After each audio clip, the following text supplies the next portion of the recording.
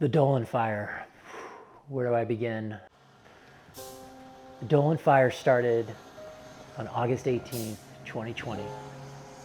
And I heard about it through some of my local firefighting buddies who reached out to me. They knew we had a condor cam, a live streaming webcam, and they thought I might be able to see the light from the fire from our cam here at our Big Sur condor sanctuary. So I logged on that night and I panned the camera to the south and I immediately saw the glow, which was a really scary, kind of terrifying feeling, because not only was there a wildfire, but it was close and it was summer and it was August, which is the driest month in Big Sur. So all the factors were together that this was going to be a terrible, really devastating wildfire. We were just hoping the birds were going to be okay. So we luckily had the camera to kind of keep an eye on things, the live cam, and that was actually helping the firefighters let know how far the fire had been progressing. It was great for us because we were able to keep a head count of the birds that were around the next day. We were in the middle of nesting season. We had 3 wild nests with chicks that were 3 to 4 months old. And one of the nests had a live cam in it. And it was one of our most incredible nest cams ever. And it was with one of our most storied pairs ever, the patriarch and the matriarch of our condor flock. Kingpin 167, the male, and 190 redwood queen. They had been nesting in the same redwood cavity in this majestic, beautiful redwood for years. And they were raising a young chick. And not only were they raising the chick, but the world was watching through our live cam with explore.org. So it was this great opportunity for people to watch a young condor literally grow up from hatch all the way to fledge. And at this point, the chick was about halfway through. And so the timing of the fire again was terrible. And we knew the redwoods kind of could protect the birds, but not always. And so the cam again was our lifeline to this nest. The cam at the sanctuary, which is about 2,800 feet, actually showed the fire show up the first day, within that first 24 hours. We actually watched it crest the ridge, come down. As someone that has been working with condors for 30 years and knows this flock intimately, it was my worst nightmare. You know, the live cam was almost bittersweet because I was able to actually see the devastation coming. But at the same time, there was peace of mind there because you knew you could at least see what was happening, and I could keep tabs on birds, me and the crew. We watched it crest the ridge, and the timing didn't look good. The sun was going down, and the fire was actually starting to approach the sensitive condor areas at the sanctuary. And that's not the best because condors like to roost at night. They can't see well at night. They don't fly at night. So they're gonna hold their own at a roost tree and sleep there. And that night we watched the fire engulf the release pen just below where the cam is. Engulf the release pen with flames and then crawl up the slope to where the cam was, and then the cam went out. Meanwhile, the nest cam was still going. The fire hadn't reached the nest yet. And so the next day, we started seeing that fire approach. And again, that fire hit right at sunset. And the fire, you could see it shining in the cavity of the redwood cavity as the chick is in there looking out, seeing these flames approach. And so my last image is about 3 in the morning. I mean, the lights go out, basically. The cam turns off, the fire hit it. Our stomachs just dropped out, and we were, I couldn't even imagine what had happened. Myself and the crew and everyone at Ventana were devastated. All of our supporters, which we have to give a shout out to, were our donors, everyone were incredibly supportive and knew what we were going through. This is the bright spot. Here we have all this devastation and potentially some major loss of condor life, but there's nothing that captures it. Like, we looked down at the ground and we saw this little fern coming up out of the ashes, and I think it was symbolic of everything that's happened. And I think it's just for us, it's emotional because, you know, when you get knocked down like that, you really don't know if you can get back up. So we can't thank you guys. I always get emotional, sorry. Can't thank you guys enough for all the support. And I think it's going to go a long way. If you only knew how it was picking us up as a crew. So after the fire had burned through, obviously we can't go right back in. We had to wait a week before we could get back up to the Big Sur sanctuary. I was able to make it up. I had one of the local fire guys escorted me up, and I was able to confirm that we'd lost everything. The condor release pen was gone. Our condor cabin where the crew stays while we're up here, really critical facility, they were both gone. So we had lost everything. And, you know, in the bigger picture, we know we can replace structures. The biggest worry to a lot of us were, how are the birds doing? And how are the nest? And how are these chicks? Who survived? I mean, that's really why we're here doing what we're doing. Luckily, within about a week, we got clearance to go back up and start checking on nests. And we had confirmed that 2 of the 3 nests had failed. 2 of the chicks did not make it. And we still had 1 last nest to check, and that was Kingpin and Redwood Queen's nest.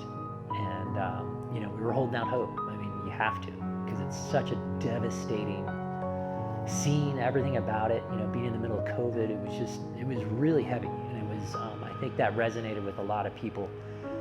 And so deep down, we were all just saying our little condor, you know, prayers, rain dances, whatever it is, make sure the chick was okay. And so we got clearance and we were able to hike up. And I remember as we got closer, it did not look good. The area looked like a bomb went off. Charred remains everywhere. We crested a ridge where we can get our first view down into the cavity. And we look down into the cavity and I see the chick poke its head out. And then we see the whole chick and it's not happy, but it's alive. And we'll take it at that point. And then of course we're like, where are mom and dad? Are mom and dad around? And not too long after we saw Redwood Queen show up because she was curious why we were there. And we didn't see Kingpin. He's always around the nest. He was the gatekeeper of that nest territory.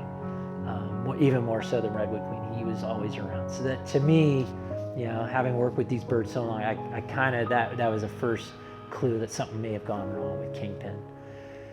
And so we got a good look at Iniko. We know she probably was suffering some stress, physical, mental, just from going through a fire. You know, smoke, condors and birds in general, very sensitive to smoke inhalation. But, you know, in general, she had survived and, you know, we would take it. Unfortunately, as you know, the next couple weeks went by, Kingpin wasn't showing up at the nest. He wasn't showing up at the condor sanctuary, as well as 11 other birds weren't showing up. And again, we had the losses of that includes the 2 chicks we lost. So in total, after a few weeks, we had determined that we'd lost 12 birds to the fire. Just before the Dolan Fire started, we were celebrating that we had reached triple digits with our recovery efforts. And the flock was 100 birds. And then we got knocked down. We got kicked right in the gut and lost 12 literally almost overnight. And that was a huge setback. And at the same time, though, we all rallied around this chick, you know, up in that redwood all by itself, just surviving. And now she's gonna have to get raised by mom, solo.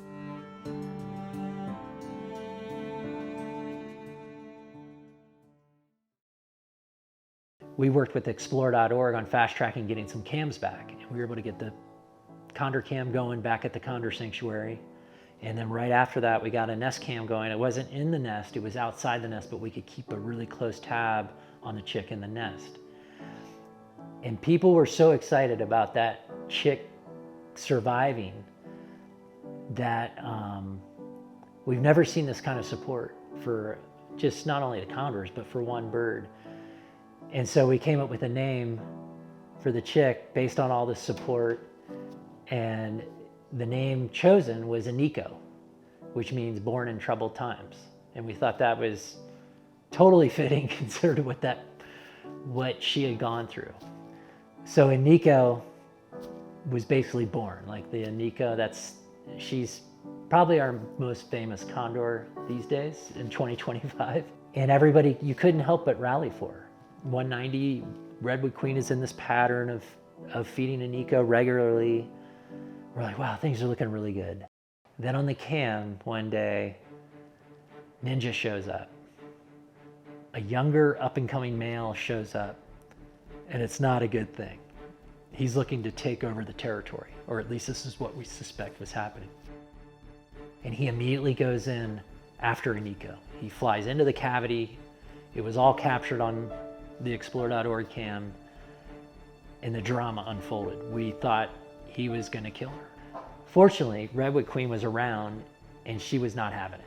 And she followed in and attacked Ninja, who was in the process of attacking Iniko. And all three get in this crazy intertangled rumble inside the cavity, and they all fall out together. The only unfortunate thing with that is Iniko had never been out of the nest.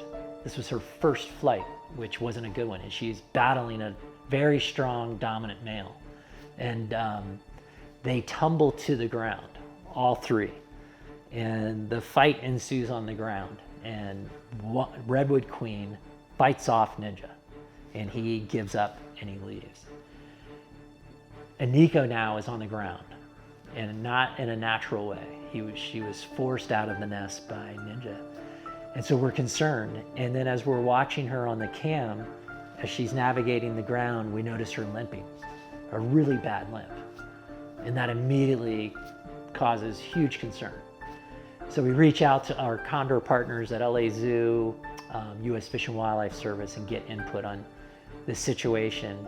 And everybody unanimously agreed that we should go rescue Iniko and get her down to LA Zoo where they could check on her, see how her leg was doing. And so that's easier said than done. But luckily, I have an amazing crew that I work with, an amazing crew of biologists. And we rallied and we went up, and this is in a really rugged area, and we were able to successfully capture Iniko and get her inside of a transport kennel and safely hike her out and get her down to LA Zoo. Fortunately, she did not suffer a permanent leg injury, no leg break. It was ended up being a leg bruise, which can cause really bad limps, but they heal. So the good news was she was going to recover from her injury, and that we were going to be able to re-release her. And the timing of her re-release was perfectly timed with the next batch of release birds we had slotted to get released at San Simeon. And so that brings us kind of full circle to the next step of rebuilding the Big Sur Condor Sanctuary. And we started a fundraising campaign, incredibly successful, the most successful fundraising campaign in Ventana's history. And a big part of that was Iniko. You know, I think the support she garnered and the attention she brought. I mean, her story is unbelievable. It's a miracle. And that money was enough for us to rebuild. Of course, the first thing we built was our condor release pen, and we completed that as quickly as possible. That was the very first thing. Again, the birds are always the priority. The condors are always the priority. And then now we are wrapping up the crew cabin and the rebuild effort. And it just so happens it's falling on the 5-year anniversary of the Dolan Fire. And, I think things happen for a reason. And I think Iniko's story is inspiring beyond condors. I think it's coming out of COVID. I think everybody needed that. We can't thank our donors enough. None of this would have been possible without their support. You can't put it into words, and now we are looking at the end result of that. Took a little longer than expected, but we hit some hurdles along the way, but we got there. And not only that, more importantly, Iniko is still out there thriving, and setting the pace for the next generation.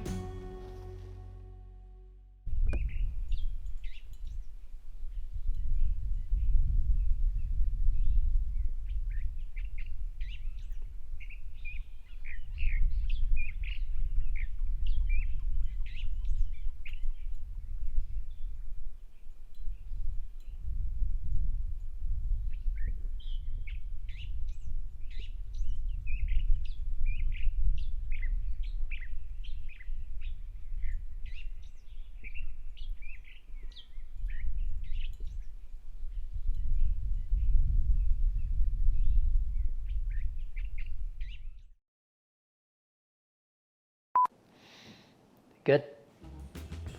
My name is Joe Burnett. I'm senior wildlife biologist. 1, 2, and 3.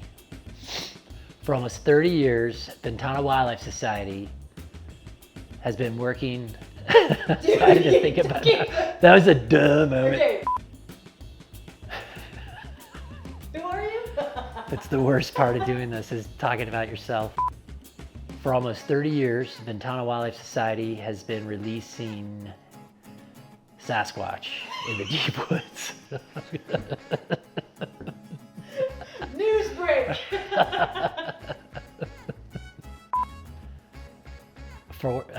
I slurred 4. Oh, condor. Look. Condor. Oh, that was a hawk. Take 12. I mean, condors are North America's largest land bird. They have a wingspan 10 to 12, they have a wingspan of 9 to 10 feet. What was I gonna say, 10 to 12? They're freaking huge. For almost 30 years, Ventana Wildlife Society has been working to bring back endangered California condors, North America's largest land bird, from the brink of extinction. Boom. What's the next question?